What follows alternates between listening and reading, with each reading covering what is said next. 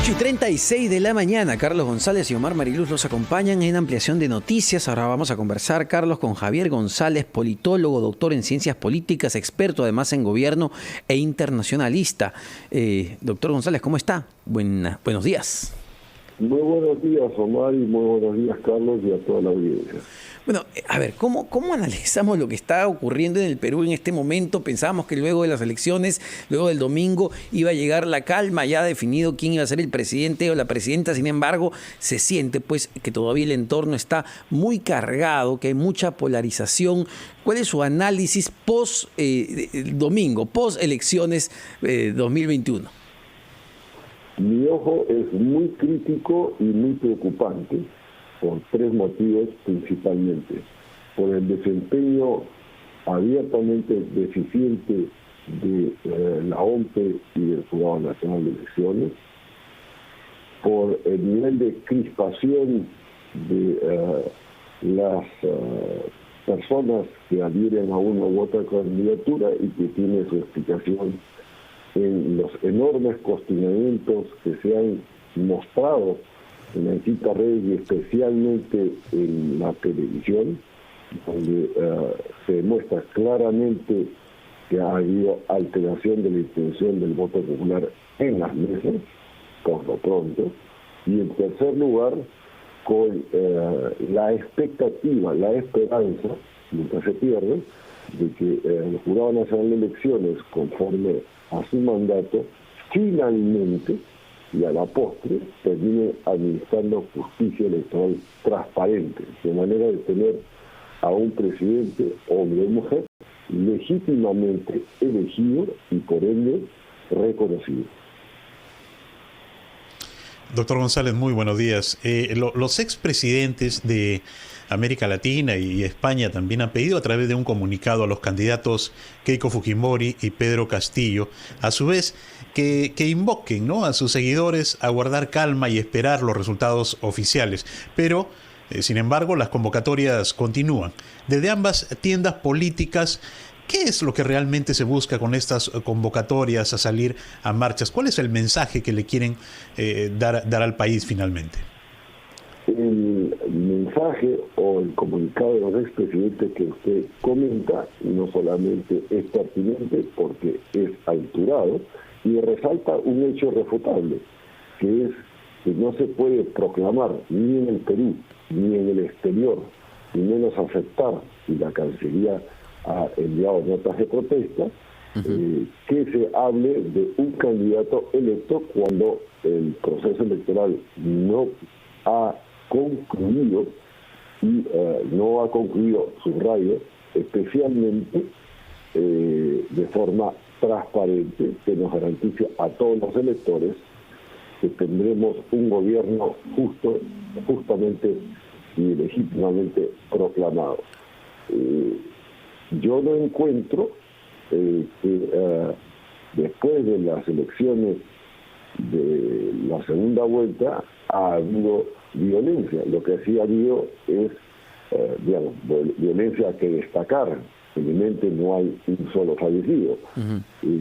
Pero el derecho a la manifestación y a la protesta en estas circunstancias son realmente derechos que no nos pueden ser arrebatados, y las invocaciones, en algunos casos las exigencias a la autoridad electoral de parte y parte son absolutamente razonables. Claro, hay quienes son acusados de haber cometido una inmensa cantidad de irregularidades o fraudes en mesa, y del otro lado no hay acusación de fraude respecto a Fuerza Popular. Más bien la crítica es a no reconocer lo que ellos consideran, no siendo real, un triunfo que aún no les pertenece, y que si el Jurado Nacional de Elecciones termina administrando justicia electoral con todas las actas que han sido observadas y demás y procedimientos, evidentemente nos encontraríamos ante que hay un reclamo justo y quienes están apurados por cerrar el proceso y, además de haberse autoproclamado indebidamente, esperar que la ciudadanía acepte algo que a todas luces está plagado de irregularidades. Ahora, en algunos casos tratado de ser ahora ¿no es peligroso hablar de fraude? Vamos, organismos internacionales, veedores que han estado aquí, transparencia, han hablado de que el proceso pues se ha llevado con normalidad y siempre hay irregularidades en ciertos casos, pero la prensa ha reportado irregularidades tanto en el caso de Perú Libre como en el caso de Fuerza Popular, ¿no? La palabra fraude ¿no le parece muy grande para lo que estamos viviendo y contribuye justamente a esa polarización e incertidumbre que tenemos en este momento? La palabra o la mención de fraude en esa no es incorrecta, porque se han demostrado actas en la propia televisión que así lo demuestran. El papel de las misiones de observación electoral es muy singular. Yo puedo hablar con cierta autoridad porque he participado como jefe de grupo observador en 4, en Colombia, Panamá, Nicaragua y Guatemala, es más, en zonas de violencia y en tiempos de guerra. El informe que ha emitido de manera preliminar y apresurada, a mi entender, la misión de observación electoral de la OEA, tiene graves omisiones, y yo lo he calificado de tendencioso. Incluso ya en el lenguaje, lamentan lo sucedido en el Braen, en vez de repudiar la violencia. Además, algo muy singular, y aquí me quedo, porque lo he señalado en un tuit, no hacen mención alguna al acceso online, subrayo, online a la transmisión de votos. Dicen haber observado la transmisión de votos, pero el acceso online, y menos como se solicitó en su oportunidad, que fuera acceso a ambas partes, a las agrupaciones, de manera de ver la transmisión. Mencionan que no había apagón, no necesita haber apagón, y conozco por experiencia, puedo afirmarlo, habrá un apagón en la transmisión de datos para que se alteren algunos resultados. Se ha visto que hay algunas actas con una cantidad de votos aquí fuera, y a la hora de publicarlas o contabilizarlas, aparecen otros números. Ahí evidentemente hay una incógnita por la justamente ausencia de acceso a la transmisión online, para verificar inclusive si hay una sola transmisión. Doctor González, ¿usted tiene dudas sobre la transparencia del trabajo de los organismos electorales? Y en todo caso, ¿en qué se sustenta esto? En la lectura del informe preliminar, hecho 2 veces, que fue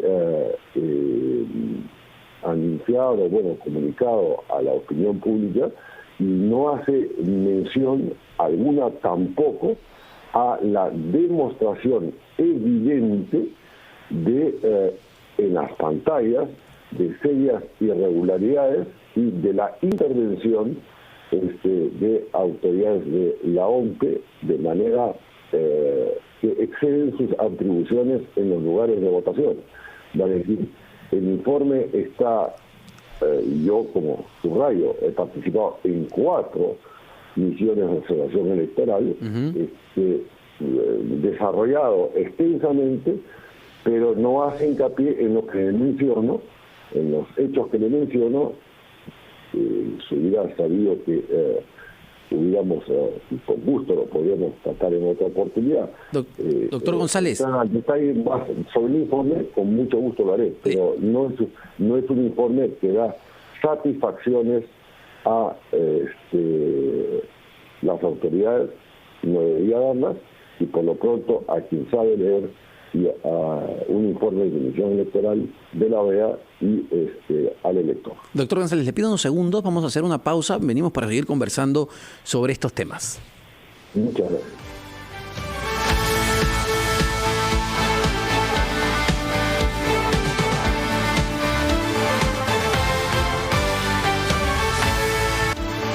Este 2021, el Perú cumple 200 años. Por eso es momento de dar una mirada hacia atrás para ver todo lo que hemos avanzado como país y cuánto hemos aprendido.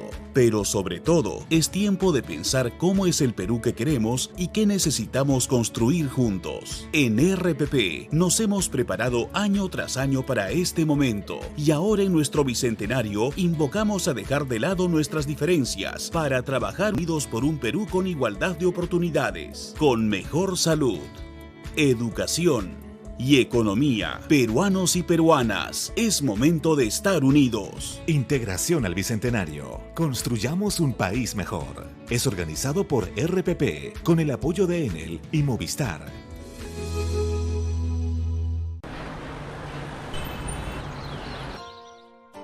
En este bicentenario, te hacemos una pregunta. Si estuviera en tus manos, ¿cómo mejorarías las escuelas de nuestro país? Infraestructura, currícula adecuada y docentes bien remunerados. Docentes capacitados y con vocación de servicio. La accesibilidad de todos los niños, tanto de zonas centrales como rurales. En el Perú, 79% de colegios públicos no cuentan con Internet.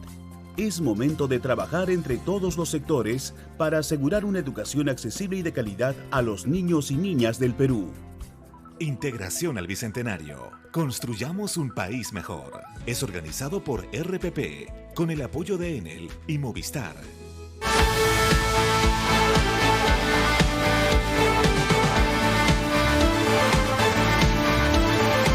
8 de la mañana con 48 minutos. Omar Mariluz y Carlos González los acompañan este domingo en ampliación de noticias aquí en RPP, La Voz del Perú. Estamos en diálogo con el politólogo Javier González Olaechea, doctor en ciencia política, experto en gobierno e internacionalista. Estamos analizando el espectro político en que nos encontramos actualmente y en espera de los resultados finales de la segunda vuelta. Doctor González Olaechea, nos estaba conversando usted sobre el trabajo de los organismos electorales y en el análisis si realmente son transparentes hasta ahora en la labor que están cumpliendo en los resultados finales de esta segunda vuelta. Bueno, usted menciona misiones de observación electoral en plural. Solamente ha habido, y está presente aún en el país, la de la OEA. La Unión Europea no ha montado, por así decirlo, o puesto en acción una misión electoral de observación en el Perú. Aquí lo importante, digamos, lo necesario sería conocer los términos de referencia, y lo digo por experiencia, subrayo, los términos de referencia del acuerdo firmado, que normalmente es con la Cancillería y la Inspección de Jurados Nacionales de Elecciones y la OEA en Washington, respecto a las garantías, los alcances, las inmunidades de los observadores y especialmente hasta dónde les permiten y no les permiten actuar. Sería importante que publiquen esos términos, ese acuerdo, de manera de poder comprobar si la misión de observación electoral de la OEA ha tenido o tiene, y por lo pronto no han ofrecido esa garantía a las partes, tanto a Perú Libre como a Fuerza Popular, al acceso online al software de la transmisión de datos. Así, con el control de la transmisión de datos por parte del gobierno, no me refiero al Perú, en otros países han habido reelecciones y elecciones 8, 7, 12 veces consecutivas que le han dado triunfo, en el caso del gobierno venezolano, a el gobierno venezolano, salvo en 2 excepciones, si mal no recuerdo. Y digo que tengo experiencia para hablar sobre esto porque cuando fui representante de Naciones Unidas en la OIT, en Buenos Aires, fui visitado por el embajador americano en su oportunidad para que le explicara con la experiencia vivida cómo se hacía lo que se llama un chascado electrónico. una sorpresa para mí que me buscara y le expliqué. La preocupación de ellos era sobre cómo se conducían las elecciones en Venezuela. Esa transmisión online es absolutamente necesaria. Entonces, que publiquen el acuerdo, lo puede hacer el Jurado Nacional de Elecciones, lo puede hacer la Cancillería, lo puede hacer la propia admisión de la OEA, los términos de referencia, para ver si han tenido acceso, repito, online a la transmisión de datos, y no solamente hablar de o mencionar que no ha habido apagones, porque puede haber en la transmisión de datos una ruta paralela, y eso ha pasado en varios países en América Latina, que no voy a citar en este momento para no afectar las relaciones con dichos países. Ha pasado, digamos, de manera recurrente en otras latitudes, y bueno, la única manera de estar tranquilos es ver si eso ha sucedido, o en todo caso una auditoría al software. Ahora, doctor González Olaechea, a ver, me da la impresión que en cualquiera de los dos casos hay cuestionamientos o va a haber cuestionamientos al proceso electoral. Si nos ponemos en el supuesto de que a partir de estos recursos de nulidad que ha presentado Fuerza Popular, el resultado se voltea y Keiko Fujimori sale como presidenta de la República, del otro lado van a cuestionar este hecho. Entonces, ¿cuál es el escenario que se pinta en el corto plazo en materia política, viendo pues el nivel de confrontación que tenemos? ¿Es probable que pasemos o veamos el escenario de los últimos 5 años, confrontación, Congreso, Ejecutivo? Dos escenarios. El primero e inmediato, como consecuencia de que si la autoridad electoral procede, dentro de su marco de autonomía, a revisar todo lo que de parte y parte están cuestionando respecto a ambas candidaturas, y lo puedan hacer de manera fehaciente la autoridad electoral, incluyendo la digamos la auditoría al software de transmisión. Ese es el primer escenario y sería el óptimo, de manera que yo pueda decir el día de mañana, como cualquier ciudadano, usted o cualquiera, yo, digamos, voy a llamar señor presidente de la República al señor Castillo si resulta ganador, o señora presidenta de la República, la señora Fujimori, si resulta ganadora. No conozco a ninguno de los dos candidatos. Ese es el escenario uno o primero y óptimo, que es, así es, realmente ofrecernos a todos, y nadie debería negarse a ello, que se produzcan tales medidas excepcionales, y para las cuales el Jurado Nacional de Elecciones tiene perfecta autonomía para hacerlo. Ahora bien, también lo puede hacer la misión de observación electoral para salvarse un poco la cara, que hasta ahora con este segundo informe deja mucho de desear. El segundo escenario es que proclamen a un presidente hombre o mujer, y que no se hayan dado esas garantías y ese proceso transparente. Entonces la otra parte tendrá el justo derecho, el señor Castillo o la señora Fujimori, a reclamar que no ha sido un proceso con todas las garantías, y eventualmente a desconocer al proclamado o a la proclamada, de manera que aquí, no tomando parte ni de uno ni de otro, tenemos que hacer, y ahí la labor de los medios es sumamente importante, los esfuerzos, todos los posibles, para que esas garantías se ofrezcan y además se ejecuten a los ojos de parte y parte, y especialmente del elector, que es mi caso, que yo sí quiero vivir en un país con un gobierno legítimamente proclamado. Sí, doctor González, pero y tal como están las cosas ahora, ¿no? En las cuales las estamos viviendo, ¿qué es lo que avisora usted? ¿Cree que esto podría afectar la legitimidad de quien resulte elegido finalmente por el Jurado Nacional de Elecciones? Por supuesto que sí, en la medida que el Jurado Nacional de Elecciones, con plenas facultades para hacerlo, de carácter excepcional, no ofrezca esos procesos a los que ha aludido y sobre todo, por ejemplo, si no publica el acuerdo entre la OEA y el gobierno con la intervención del Jurado Nacional de Elecciones para ver si realmente, subrayo, si realmente la misión ha tenido acceso online a la transmisión de votos. Por lo pronto, y se les hizo saber que debían, como en otras partes del mundo, desarrollados democráticamente, los partidos en contienda tienen acceso a la transmisión de datos, salvo las democracias muy avanzadas, donde es impensable que una autoridad electoral promueva o deje de hacer a manos de terceros transmisiones indebidas.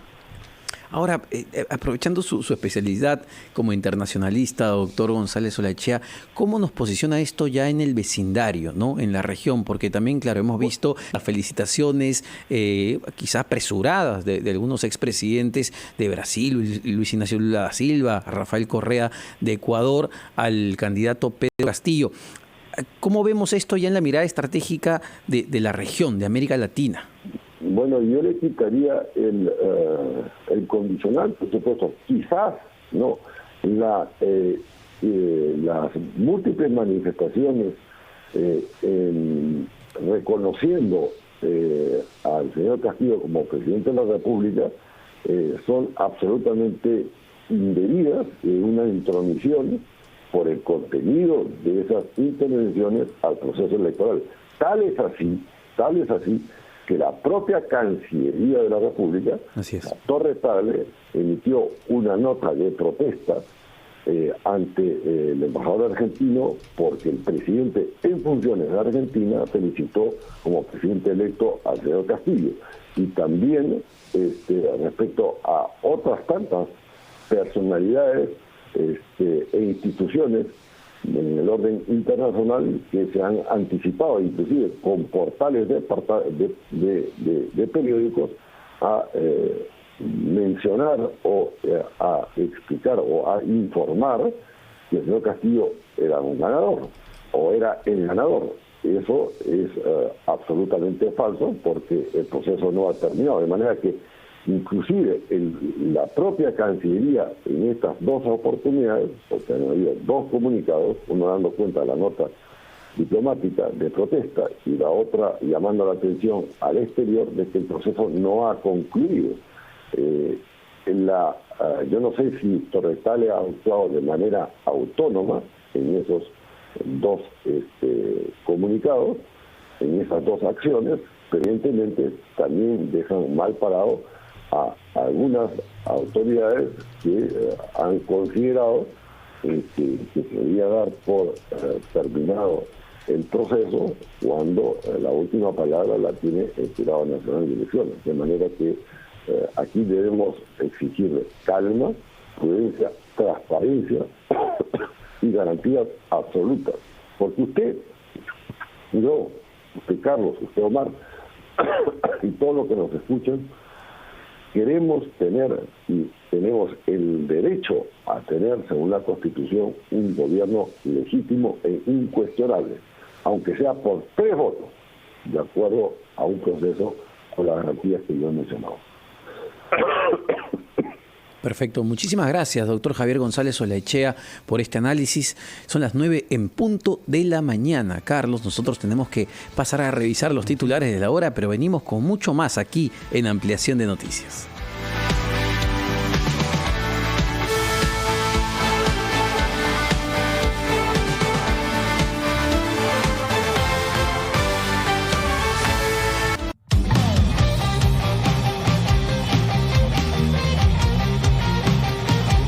¿Cuántos recursos de nulidad ha presentado Perú Libre oficialmente hasta este momento? Te mentiría si te digo que conozco de uno solo. Que sí te puedo decir es que aparentemente, si es que esto ha ocurrido, ha sido sin el conocimiento de de la dirigencia, de la dirección central del partido. Estos requerimientos podrían hacer revertir los resultados. Que eso no va a variar el resultado de las elecciones de ninguna manera, es decir, no va a generar una distorsión en los porcentajes, en la diferencia de porcentajes entre uno y otro candidato. ¿De eso está usted seguro?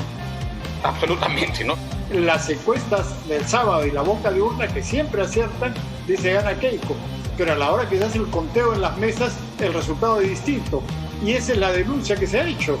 La trampa se ha realizado en las mesas. Con estas acciones legales, ¿van a revertir, van a voltear la votación que hasta ahora está mostrando la página web de la OMPE, 5049? ¿Sí? Sí. Nosotros esperamos que esta vez, después de 4 años de mucha inestabilidad política, necesitamos que el gobierno pueda tener una buena relación con el Congreso y puedan asumir el nivel de responsabilidad que el país requiere en este momento para podernos sacar de la pandemia, poder reactivar la economía y reenrumbarnos en el crecimiento económico, ¿no?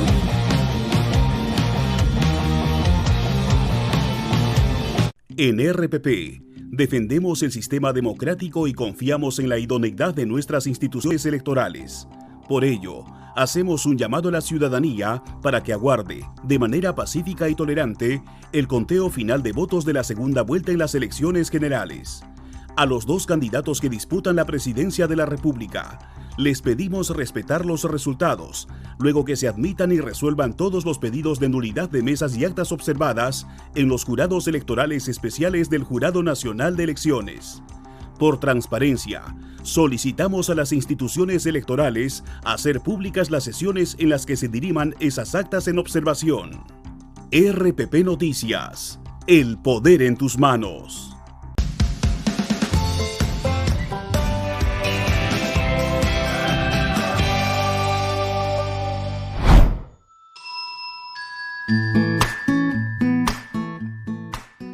Cada año se incrementa la presencia de las mujeres en el servicio público, alcanzando actualmente el 47% del total de servidoras públicas en el país.